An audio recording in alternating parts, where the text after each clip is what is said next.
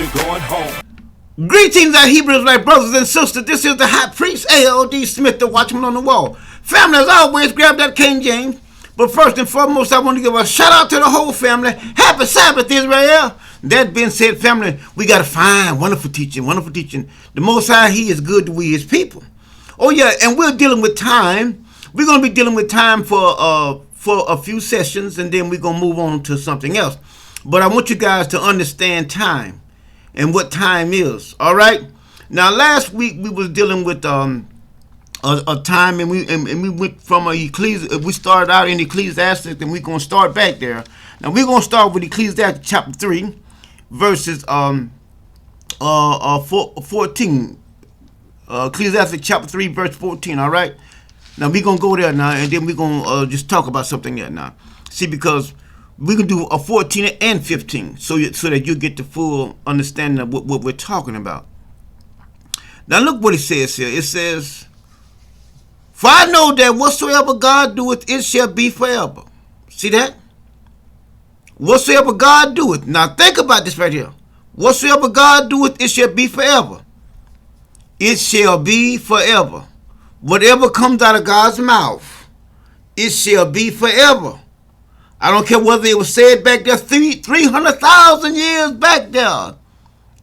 It is going to be forever. It's not going to change. Now let's keep on going now. Now let's look at it. Here it says, "It shall be forever. Nothing can be put to it." See that? Meaning what?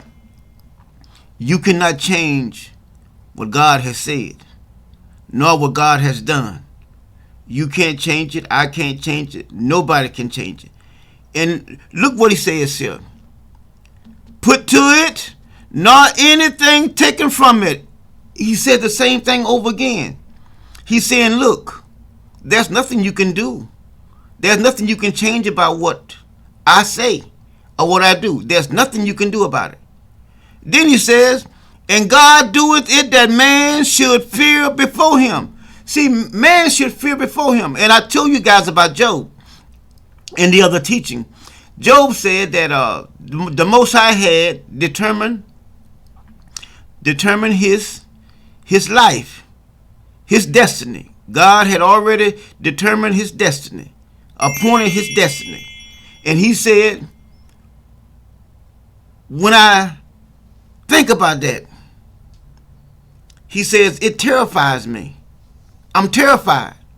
Because when he thinks about that God has already appointed my life, there's nothing I can do about it. There's nothing I can change. See, so when you hear people saying, "Well, I'm going to see what I can do to change the world," you can look at God's word and then call them a fool, because there's nothing that they can do nor you can do. I myself, there's nothing we can do to change what God has said. See, so all what God has done. So let's understand that. Now let's keep on going. He said, "That which has been is now." Okay, that which has been. That which has been. Meaning what? The past. That which has been. That's one face of time. Those are one of the faces of time. That which has been, the past, right? Look what it says. Is now. And that which is to be has already been. See that? So now I'm trying to show you the faces of time. The past and the end is two different faces, but they are of the same face. If I'm trying to explain it the best way that I possibly can. There are two faces of time, but they all are the same. If you see what I'm saying, the beginning and the end is the same. It's right in the pages. That's why you can't change it. Neither can I. They are the same, even though there are two faces in one. They are the same. Now look what it says. And God requires that which is past. Let's go back to the beginning. That's how you find out your future. That's how you find out what God has in store for you. When you go back and you see what he has said concerning you, that's what you're going to get. Just like he said, a man should eat and drink and be merry, because that's all you're going to get in this life. That's it. You ain't getting nothing else. You ain't getting nothing else, neither am I. Enjoy that which you have worked for, labor for. Enjoy the fruit of your labor, because that's what God has given you in this life. You ain't getting nothing else. And don't let anyone deceive you. Let's believe what God has said. Now, that being said, let us go here to Isaiah chapter 46. Isaiah chapter 46. Now, let's look here. We're going to read a few verses out of here, and then we're going to move on, all right? Now, let's read Isaiah 46. Let's start with verse 9. It says, remember the former things of old, for I am God. See that? Remember the former things of old. I am God. Go back. Go back, and you'll find out how I operate. He says, for I am God. There's none else. I am God, and there's none like me. Declaring the end from the beginning. See that? He talks about two faces. The face of beginning and the face of end. They are the same. They are the same. That's why he says, I'm a God that doesn't change. And see, one has to realize that he started out with him a people, and he's going to end with him a people. All this grafting in and all other stuff, that ain't going to never happen. It's not going to ever happen, because that's not what he started out with. In the beginning, he started out this way. And in the end, it's going to be the same thing that he started out with in the beginning. Because if it be something else, then God has changed. The Most High, he's not going to change. Now, I'm going to show you right here. Look what he says. He's not going to change. He said, declaring the end from the beginning and from ancient time, the things that are not yet done, saying, what I say, what I say, what I have said, what I have said, that's what it's going to be. It's not going to be anything else. I don't care what someone else or what book someone has read out here. Like I said in the other teaching. I mean, this here is really what burns me up. And then individuals that come across this page, they seem like they don't understand what I'm saying. What I'm saying is all this information that's out there is not going to do you a bit of good. Because the ones that left it didn't help them. So what good is it going to do you? But here is what's going to help you and I. And this is the conclusion of the matter. Man should fear God and obey his commandments.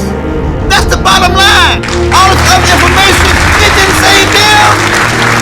So what good is it going to do for you? Nothing. You're wasting your time. God has made it simple for we his people. He always have told them, obey what? My voice. Obey my commandments. Obey me. And then you will live long in the land which the Lord thy God has given thee.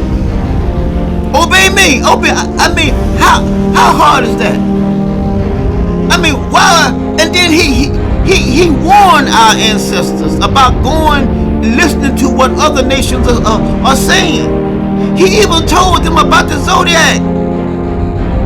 He said, I made that for them, not you. They're the one that making all these graven images. But don't you make any. Don't you make any of me. Anything that is in the heaven, anything that walk around on the earth, anything that is in the water up under the heaven, don't you make anything, because I'm not that. I am the self-existing one. I am the eternal God. The one that never sleeps nor slumbers. I am he. See, so all I want you guys to understand is listen, all this information that's out there, it's not going to do you a bit of good. Why would you Why would you drink something if it's not going to help you? If you're thirsty, you're not going to drink gasoline.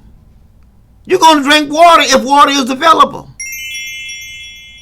Why would you go out here and then search out and reach out and get all this stuff into your heart up here? That's not going to help you instead of you being fed the word of the living God. Why won't you feed your heart with the word of the living God and live? Because you can go back. I mean, the blueprint has already been written. He says the day in Genesis, in the beginning, the day that you eat of this fruit is the day that you're going to die. Do you see that? The day that you go out here and you dibble and dabble with all this information that's out here and you don't obey me, that is the day that you are going to die. And it's so simple. If a person cannot understand what I'm saying, something is deeply wrong with you. I mean, you need to go and get this checked. You do. Because it is so simple. And I'm going back to the beginning. And he said, I just read to you, and you read it too. Read it again. He said, declaring the end from the beginning. Telling you about things that had not even happened yet. Then he said, whatever I say, my counsel shall stand, and I will do all my pleasure. I do what I want to do. But one has to understand that it is going to be what the Most High has said. All this information, all the information that they got when they ate of the fruit, did them no good. The only thing that was sustaining them was when they was being obedient to the Most High God. Instructions. My son, attend unto my instructions. It's not hard. It's not complicated. But you can see that there are two phases of time, the beginning and the end. But when you look at them, they are the same. They are the same. Because God never changed. Okay?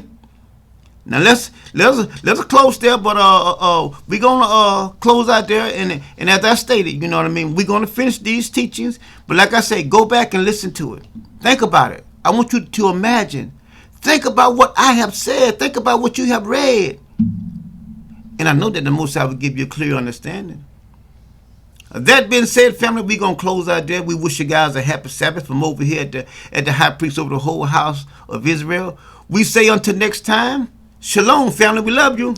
I know this road is rough, but baby, hold on. To stand still, you got to stand strong. To live by faith, you got to move on. I know you get a little tears in your eyes, but look toward the hills, you see your help. Encourage yourself, it's gonna be alright. It's gonna be alright. It's gonna be